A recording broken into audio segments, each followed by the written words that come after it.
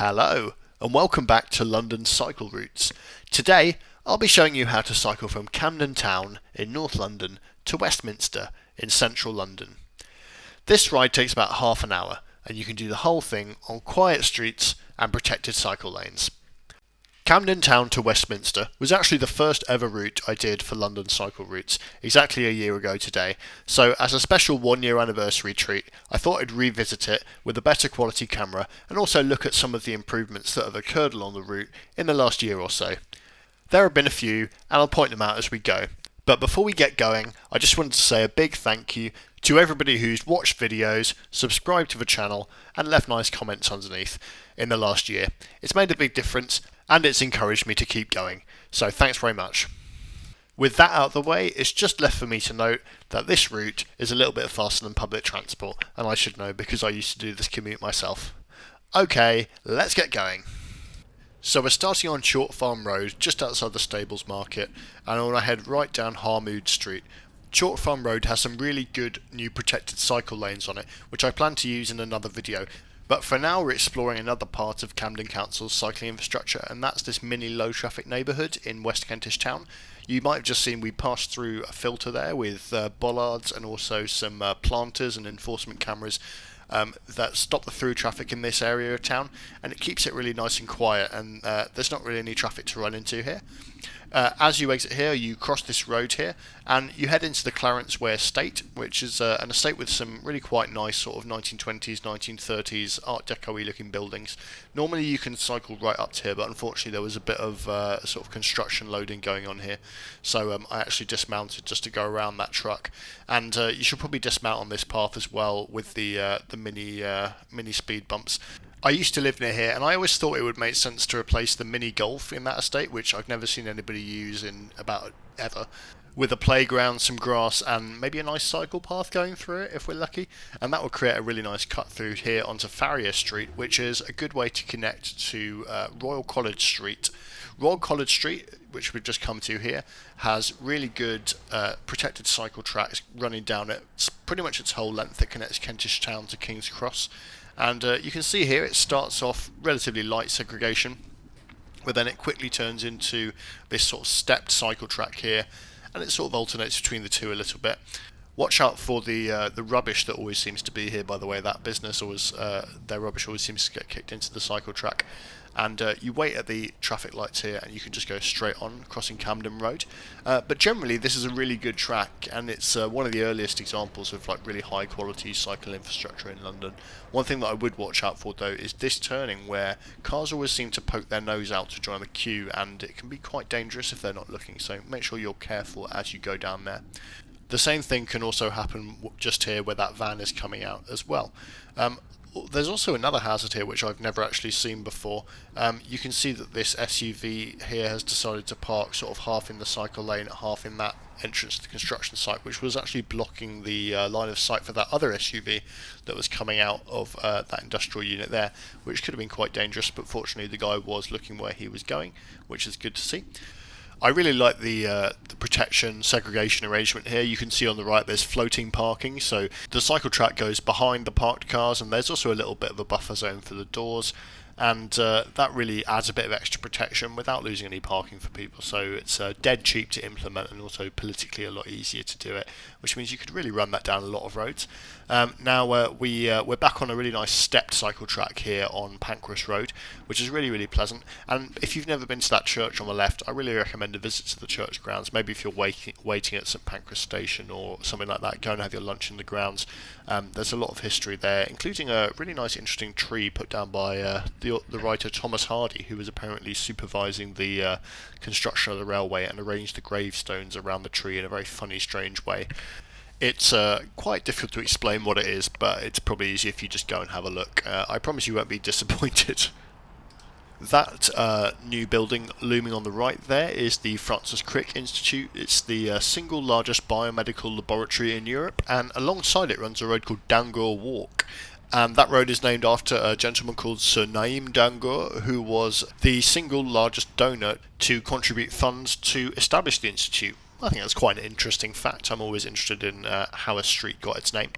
On the right there, by the way, you'll probably know that's the British Library. Really great to visit. Nice place to go and work, but also has some really good exhibitions. And on the left is St Pancras Station and the Pancras Hotel, which was the venue for the video for the Spice Girls song Wannabe.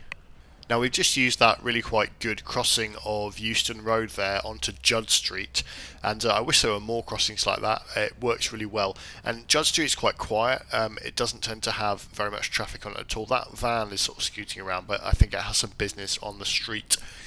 This is a very popular cycle route, and there's actually a couple of different ways that you can proceed here.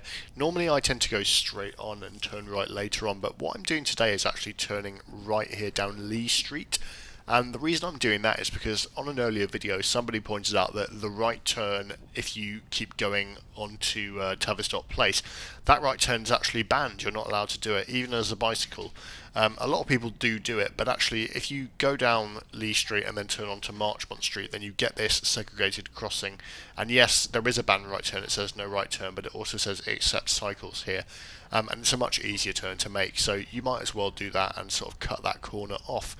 That drops us onto these segregated cycle lanes on Tavistock Place, or at least on the other side it's segregated. This side I swear used to have more segregation on it, but it seems to have disappeared. I hope that's only temporary and to do with the construction works on the street. Previously they used to have more of those orcas. You can see them on the right here, these little plastic things which demarcated the lane from the general traffic lane, and I think they're quite good at making it more than just a painted lane, so hopefully those make a comeback on that section of the street as well.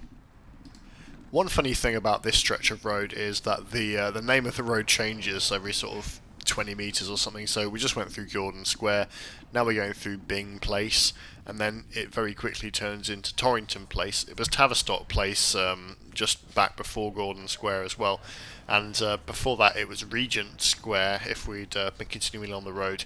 But really most people probably know that street as Tavistock Place, which is really what the whole thing is called.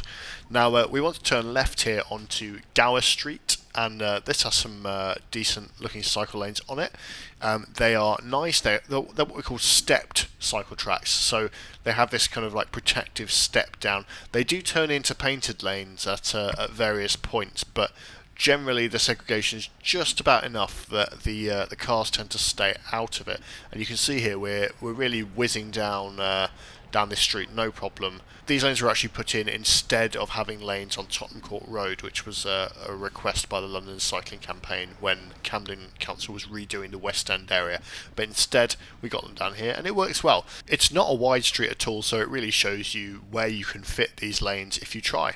The only problem is this, so that truck isn't actually doing anything wrong, or certainly not doing anything illegal. It's using a designated loading bay which was actually put in the cycle track. I'm sure that the people who designed the cycle track knew that that was the wrong thing to do, but I'm sure there were political reasons why there had to be a loading bay there. Frankly, as you can see from the sort of ordeal that I went through there squeezing past a BMW, it's really not an appropriate place for a loading bay. It's actually really quite dangerous. It would make a lot more sense to relocate it to side roads nearby, or perhaps have a temporary one on the square just opposite. But yeah, hopefully that will change soon, because it's not really a good place for a loading bay at all. Now this junction's a bit strange, so we wait here, and what you need to do is you need to turn a very sharp left, almost doubling back on yourself here, and then turn right following those arrows, and you follow this crossing into Endell Street. And this is actually probably the biggest change since I last shot a video down here. There's been a really quiet on the down low traffic management scheme introduced jointly by Camden and Westminster councils. This is kind of on the border between the two, and they've changed some of the priorities and the one-way system around here, and it's made Endell Street very, very quiet. You saw there was no traffic on it. Unfortunately, it hasn't quite quietened down Bow Street, which we've just sort of gone on to now, anywhere near as much. This stretch can be particularly busy around sort of theatre peak time, where there's a lot of cabs, and also the zebra crossings tend to hold up a lot of the traffic, so you end up with long queuing traffic. I don't know whether, hopefully it'll improve as sat-navs get updated and and they stop sending people down here. Hopefully that'll get even better. I'd say it's been a positive change so far, and you can see it's pretty quiet here, despite being sort of a pretty busy time of day really for traffic. This has also changed, so you come to the end of this street, you wait for the cycle lights, this has been finished now, and then you turn to the right and you wait for the lights here, wait for the pedestrian crossing, and then you get a double green, go through both these lights and turn left down Savoy Street. That is the Savoy Hotel just on the side there, and you go down here, and you can cycle up here as well. It's a little bit of a hill, and you wait at the lights at the bottom of the street. And then when we get a green light, we go straight out across the street and through this little gap in the protection onto the cycleway along Victoria Embankment. This is called Cycleway 3. It's a great cycleway. It runs all the way along the Thames there on our left. That's the River Thames. And then there's Victoria Embankment Gardens on our right there. And this is a really, really good protected cycleway. The only thing that I would say about that procedure of crossing the road and joining the cycleway is that this cycleway can get really, really busy during commuter hours, and it can be quite difficult to slot in manually, find a space in between the flows of cyclists to actually get in there, because they're not being stopped by a signal, so you have to find a space. So just be careful when you do that. One disadvantage of this cycleway is while these, I think it's for the Thames Tideway Tunnel on the left here, a new sewer is going on, the pavement's been taken out, and there is a great diversion here, but as you can see, a lot of people are actually walking in the cycle track. That doesn't actually happen as often as you'd think. There were about 3 or 4 sets of people there that we went past. That's the most I've ever seen, but even if you think you've got a clear run down there, just make sure you go a little bit slowly, because you're basically going around a blind corner and tourists will be walking in the cycle lane and they might just jump out from behind the corner. And you don't want to injure anybody or anything like that, so just play it safe there. One big change since I last filmed this video is that Big Ben is now visible. That is what I will be referring to the Elizabeth Tower as. I don't care that it's not the official name. It's obviously called Big Ben. It's what the whole world knows it as, and it's what I think we should refer to it as, even if it is fun saying it, actually it's just the bell. And you wait for the lights here, and you come out onto Bridge Street, and we're basically here. This is where we've gone. Parliament Square's up ahead. Unfortunately, there's some sort of protest barriers erected to protect MPs from angry constituents there, so it was quite difficult to get onto the pavement. But yeah, we've made it. I think that's a really strong route. It used to be that if you wanted to go on segregated cycle lanes between Camden and Westminster, you had to do a bit of a detour. Maybe you had to go via Farrier Road. You don't have to do that anymore. You can cut straight through the West End thanks to the Gower Street tracks, thanks to the new traffic management scheme making things a bit quiet down Endell Street, thanks to the Savoy Street sort of cut through. Really quite good change, and it really shows, I think, how far things have come in the last few years, even if sometimes it feels like it's not going quite fast enough for improving cycle conditions in London. That's been 1 year of London cycle routes, and thanks very much for watching again. I'll see you again next time, and hopefully for many more years to come. Goodbye.